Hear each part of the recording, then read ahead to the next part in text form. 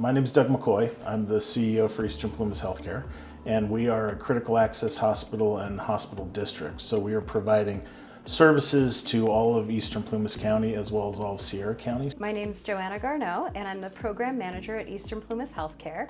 I oversee all of our grant writing, our funding, and our quality programs, including the CalAIM department, California Advancing and Innovating Medi-Cal. We provide enhanced care management for Medi-Cal patients in the community.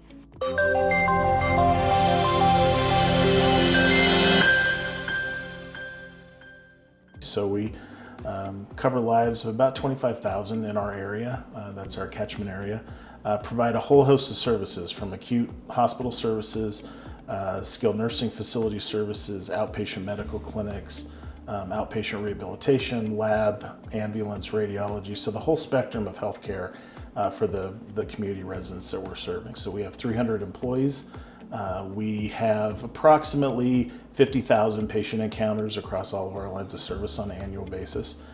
So looking at anything from financial viability and sustainability for our organization. Compliance is obviously a big area from a federal standpoint, making sure that we're in compliance with anything from HIPAA regulations, cybersecurity, medical record management, etc. Capital purchases and infrastructure investment. But in order to do that, it puts pressure and responsibility on the members of the team that we have here to wear a lot of hats and do a lot of different things that you might not see in a larger healthcare setting. I was probably one of the top folks for entering tickets to ITS, but I realize there's a few others in the organization that top my number. But I have also talked to my team about anytime we have an IT issue, we report it right away so that we don't have this delay in response or have a bigger issue down the line. And we always approach ITS with a really positive attitude because we know that a lot of times when ITS is getting calls, they're under a lot of pressure. So we try to make it as pleasant as we can on our end. But I've always had great experiences from the individuals that are taking my call and connecting me with the right resource personnel to the individual who ends up managing whatever concern I have going on. I've always had great relationships and really enjoyed the team. Number one, having ITS having this positive approach to service, it lessens the stress you're feeling immediately when you get on the phone with them. You go, oh my gosh, I have this big issue. But as soon as you get on the phone, you go, oh wow, I've got this team. They're going to help me. They're going to help me solve this in an efficient manner.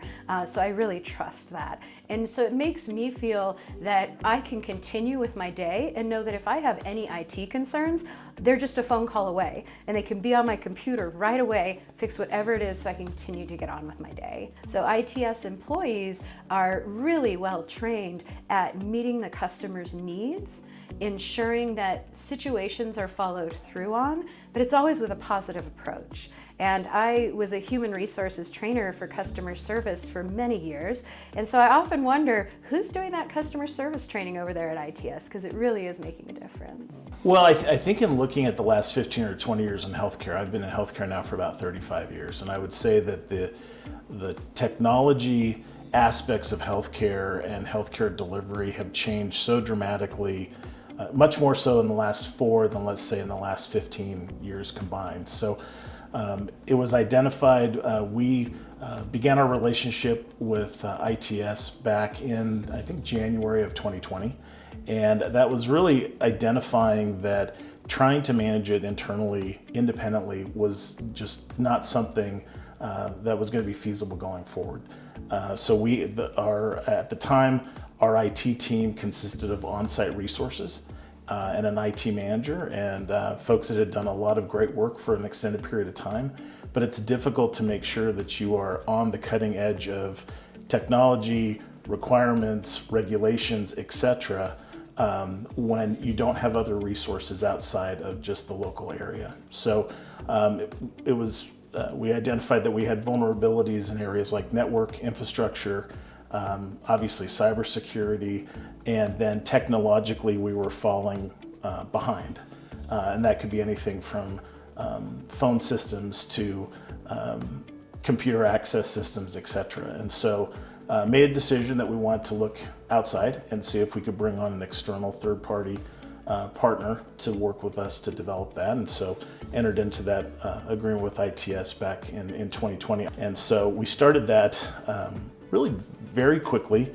Most of the focus was on network and infrastructure design at the time, and finding that we were lagging behind. So there were some significant investments that were made, and again, it was helpful to leverage the ITS resources to determine what those were, and given that we have financial constraints, what is the most cost-effective way to get to that point? Data analytics is an amazing resource for me. Data analytics is able to pull the reports I need in the manner I need them, and we're constantly adjusting the components where they assist me with validating data, making sure that all of our reporting is 100% accurate before we're sending it off to the state or the federal government.